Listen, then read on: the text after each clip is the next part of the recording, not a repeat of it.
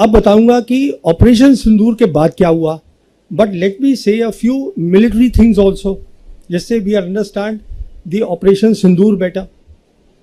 तो इसमें मैं आपको 3 बातें बताना चाहूँगा मिलिट्री वाली।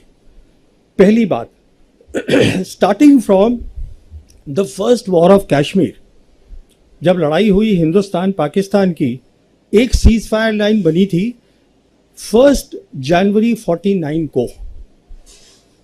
उसके बाद हमने जंग लड़ी पाकिस्तान के साथ, 65 की लड़ी, 71 की लड़ी। See don't worry about Bangladesh, Bangladesh was a gone case for East Pakistan, for Pakistan, because East Pakistan जो था in any case was 1200 kilometers across India. There is no way they could have brought their operational logistics there for war. वो नहीं हो सकता था, वो तो जाना ही था। बट इम्पॉर्टेंट बात ये है, किसी भी जंग में हम वो मिलिट्री लाइन को ऑब्लिटरेट कर ही नहीं पाए। जो सीज फायर लाइन थी आज वो कायम है with a new name, line of control. तो हमें क्या करना चाहिए था? हमें ये करना चाहिए था कि 1990 में जब प्रॉब्लम शुरू हुई कश्मीर की, जब पाकिस्तान ने प्रॉक्सी वॉर अपनी शुरू करी, हमको अपनी कन्वेंशनल कैपेबिलिटी बनानी चाहिए थी। अगर हम अपनी कन्वेंशनल वॉर कैपेबिलिटी बढ़ाते, that would have deterred Pakistan. हमने वो नहीं किया 35 साल। तो एक जो मिलिट्री इशू था प्रॉक्सी वॉर का, proxy war is a military issue, जिसको आपको मिलिट्री मीन्स से खत्म करना था by building a capability that would deter Pakistan और tell Pakistan that look there will be a problem if you continue with what you are doing. We never did that. Now with the coming of the Modi government, obviously it has been elevated to a higher level. तो ये हमने कर दिया एक। तो अब मैं थोड़ा सा पॉज करके वापस जाता हूँ, आपको एक बहुत इंपॉर्टेंट बात बतानी भूल गया हूँ, वो बहुत ज़रूरी है। वो बात ये है कि 5 अगस्त 2019 को हमने 370 हटाया, बिना सोचे समझे कि इसका सिक्योरिटी इंप्लीकेशन क्या है, वो मैं आपको बताना चाहता हूं। हुआ क्या कि 6 अगस्त को पार्लियामेंट में union home minister Amit Shah ने कहा कि we will be making now the state of Jammu and Kashmir into 2 union territories. उसमें पाकिस्तान ऑक्यूपाइड कश्मीर और गिलगित बल्टिस्तान हिस्सा होगा, union territory of Jammu and Kashmir, Aksai Chin हिस्सा होगा लद्दाख यूनियन टेरिटरी की, लद्दाख की।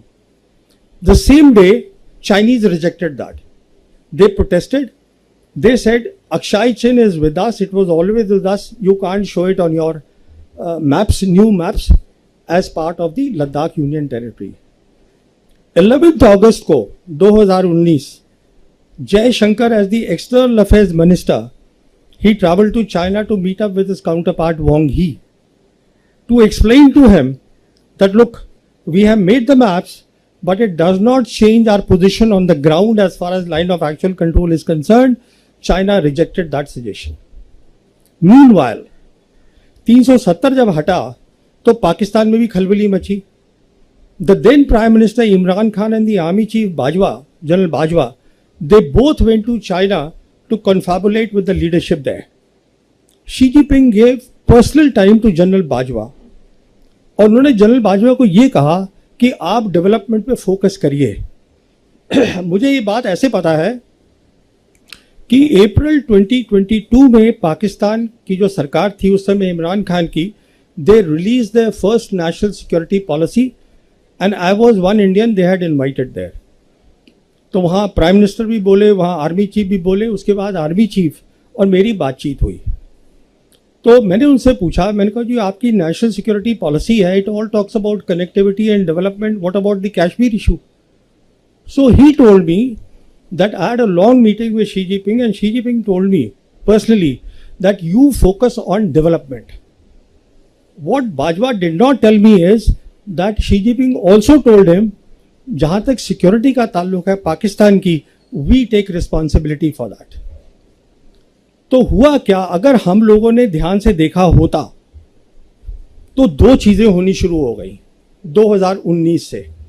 On the political side, the entire Chinese leadership, Xi Jinping downwards, they kept saying that we will support Pakistan security and sovereignty. खुलेआम बोलते थे वो, हमने उसको नज़रअंदाज किया। दूसरी तरफ the Pakistan air force and the PLAAF PLA air force, they started doing advanced exercises 2019 से शुरू कर दी। काराकोरम में करते थे, वो जो हमारा कॉम्बैट एरिया है वहाँ उन्होंने शुरू करा, हमने उसको ध्यान ही नहीं दिया। नॉट ओनली दैट, उस समय से क्या देखा हमने 2021 के अंदर उन्होंने पाकिस्तानी ऑफिसर्स को अपनी वेस्टर्न थिएटर कमांड में एम्बेड कर लिया। Western theatre command is responsible for Arunachal Pradesh. कहने का मतलब ये है जो उनके इंपॉर्टेंट जितने भी मिलिट्री ऑर्गेनाइजेशन थे वो उसका हिस्सा बना लिया उनको, so that they better understand how to tackle India. हमने इस सब चीज़ को देखा ही नहीं बिल्कुल। तो सिचुएशन ये है कि हमें एक बात समझ में नहीं आई हमारी मिलिट्री लीडरशिप को कि it is no longer after 5th August 2019 about India Pakistan, it is no longer about a 2 front war. China आपसे लड़ाई नहीं लड़ेगा, उसको ज़रूरत ही नहीं है लड़ाई लड़ने की। It was since then about 1 front reinforced war, जो मैं 2019 से अपनी 2 किताबों में लिख चुका हूँ। Basically what meant that was, I explained that, this is the term that I coined, and I said what this is, you will fight with Pakistan, but China will be helping Pakistan to the hilt without showing its hand. इस लड़ाई की आप तैयारी करिएगा, but हमारा वो narrative था, हमने उसको कायम रखा। तो अभी आपको एक ओवरऑल सिचुएशन मैंने बता दी है कि ये था बैकग्राउंड उसका सिंदूर का। अब होता है ऑपरेशन सिंदूर। ऑपरेशन सिंदूर की 3 खास बातें मैं आपको बताना चाहता हूं। पहली बात, आवर रिस्पॉन्स वॉज डिसप्रोपोर्शनेट। एक टेरर अटैक हुआ, हमने उसको जवाब दिया with a conventional war, that too at the highest level. Hindustan और पाकिस्तान के बीच में the 2 air forces will lead the war period. और ये हमने पहली बार नहीं किया, हमने किया था बालाकोट में पहली बार 2019 में, and we expose the limitations of the Indian air force. मिसाल के तौर पर हमने बालाकोट में हमारी एयरफोर्स ने ऑपरेशन बंदर करा, चुपके से जाकर वी कॉट देम अनअवेयर, उनके रडार्स बंद थे, we cross the their air space और हम अपना BVR छोड़कर आ गए।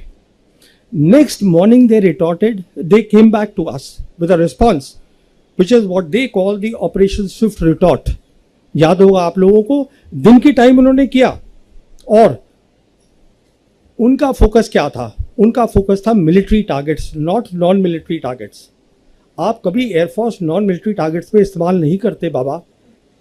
उनका फोकस था मिलिट्री टारगेट, और उन्होंने क्या देखा, हमारी इलेक्ट्रॉनिक वॉरफेयर बहुत कमज़ोर थी। सिंपल वर्ड्स में इलेक्ट्रॉनिक वॉरफेयर का मतलब ये होता है कि काबिलियत की आप दूसरे का कम्युनिकेशन को जैम कर दे। तो हमारे जो ऑफिसर थे उनका कम्युनिकेशन जैम हो गया, he was taken prisoner of war. हम कुछ लेसन नहीं सीखे, बट वो सीख गए कि इलेक्ट्रॉनिक वॉरफेयर पे फोकस करो। This is the key to the modern warfare. Electronic warfare होता है what is called, I won't give a technical explanation, it is something that is called electromagnetic spectrum. बहुत ज़रूरी चीज़ है। होता क्या है कि एटमॉस्फेयर में 7 तरीके की इलेक्ट्रोमैग्नेटिक वेव्स हैं। एक मिसाल के तौर पर है विजिबल लाइट। जैसे आप लोग मुझे देख रहे हैं, मैं आपको देख रहा हूँ, this is only possible because visible light है। सिमिलरली एक एक्सट्रीम पे है उनके रेडियो वेव्स, जिससे हम कम्युनिकेशन करते हैं। एक्सरे होती है जो हमारी एक्सरे मशीन में काम आती हैं। माइक्रोवेव है जो हम माइक्रोवेव चलाते हैं। कहने का मतलब ये है, ये जो चीज़ है इलेक्ट्रोमैग्नेटिक स्पेक्ट्रम, अगर आप किसी भी फौज के पास एक काबिलियत है इसमें compete करने की, तो वो लड़ाई जीत जाएगा। दूसरा अगर उसमें नहीं compete कर जाएगा, वो लड़ाई हार जाएगा। It's simple as that. This is today the crux of the modern warfare, to have a superiority in the electromagnetic spectrum, and the part of that is electronic warfare. How do you jam the communication of the enemy? This is the lesson that they learned. As a consequence of that, देखिए हमने अपनी आंखों पे पट्टी बांध दी। क्यों पट्टी बांधी वो बताता हूँ मैं। क्योंकि प्राइम मिनिस्टर मोदी ने मई 2014 में जब ये आए हैं, इन्होंने अपनी पहली कंबाइंड कमांडर कॉन्फ्रेंस करी अक्टूबर 2014 में, जिसमें इन्होंने ये कहा कंबाइंड कमांडर्स को कि जो हमारा एनिमी है वो विजिबल है, थ्रेट जो है, no, enemy is invisible, the threat is known. It's a famous statement now made by the Prime Minister, basically saying that we have to focus on the terrorist and not on the Pakistan, which is harboring the terrorists or which is the hub of the terrorism.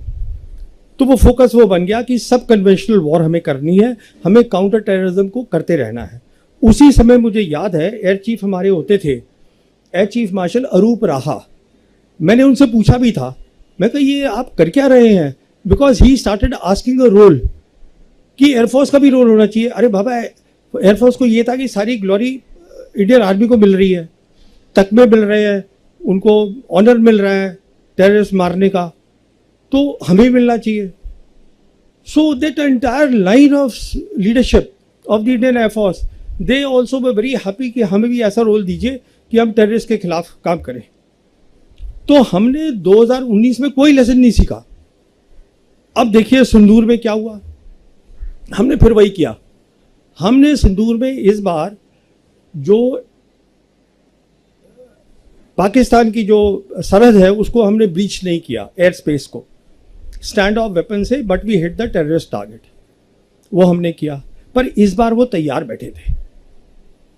I won't go in the technical details, all to tell you is that it is not really about the J-10 and the PL-15 missile. It is about the ecosystem that was backing that. And when I say ecosystem, what am I talking about? I am talking about the advanced exercises that the Pakistan Air Force had been doing since 2019 with the PLAF. और उसके तहत वो क्या कर रहे थे, ecosystem का मतलब होता है कि आपकी सैटेलाइट्स, आपके एयरबॉर्न एसेट्स, एयरबॉर्न में जैसे AWACS होता है जिससे आप पता करते हैं कितने टारगेट्स हैं, उसको ट्रैक करते हैं, आपके ग्राउंड एसेट्स विच इज़ आपकी एयर डिफेंस वगैरह, और आपके फाइटर्स, इस सब को आप नेटवर्क कर देते हैं. इसका मतलब ये है कि एक तो जो अगर आपका जो हवाई जहाज है, मान लीजिए वो सिर्फ 400 किलोमीटर्स तक देख सकता है, but because now it is linked with the satellite, अब वो 1000 से ज़्यादा देख सकता है. Even before the enemy sees you, you see the enemy. ऊपर से आपने अपनी electronic warfare, as I told you, they focus there after 2019 Balakot. तो जब उन्होंने मिसाइल फायर करी है, एक तो हमको पता नहीं चला कि मिसाइल फायर हुई है, और दूसरा क्या हुआ है कि हमारा जो सिस्टम था रफाल का, उसमें ये काबिलियत नहीं थी कि उसमें हम आइसा रेडार बोलते हैं जो PL-15 में है, वो काफ़ी पावरफुल था, उसने उसको जैम कर दिया. तो जो हमारा पायलट था उसको पता ही नहीं चला कि मिसाइल ने मुझे लॉक कर लिया है. एक बार मिसाइल लॉक कर देती है और आप उसको नहीं हटा सकते हैं, डिफ्यूज कर सकते हैं, इट विल गेट यू. तो what I am saying is that it is one part, buying the fighters, buying the PL, the missiles. The key thing is आपको इसमें बहुत ट्रेनिंग करनी पड़ती है. अभी जैसे हमारे यहाँ फोकस होता है कि आप फाइटर खरीद लीजिए साहब, रफाल ले लीजिए, अरे उससे कुछ नहीं होगा. इसलिए नहीं होगा क्योंकि अब वो वक्त चला गया जब डॉग फाइट्स हुआ करती थी कि एक हवाई जहाज दूसरे से भिड़ गया. Now we are living in the as of beyond visual range missiles. 300, 350 kilometre, 200 kilometre से फायर कर रहे हैं. वो आप तभी फायर करेंगे ना अगर आपके पास एक इकोसिस्टम है, जिसको पाकिस्तान एयरफोर्स ने समझाया इंटरनेशनल मीडिया को, that is called the multi domain operations with a special focus on electronic warfare, and this takes years and years. So by doing a disproportionate response, let me tell you a key reason जो मैं आगे आऊँगा अभी, why Pakistan's profile has gone up in the world capital. A key reason of that is, there are two key reasons.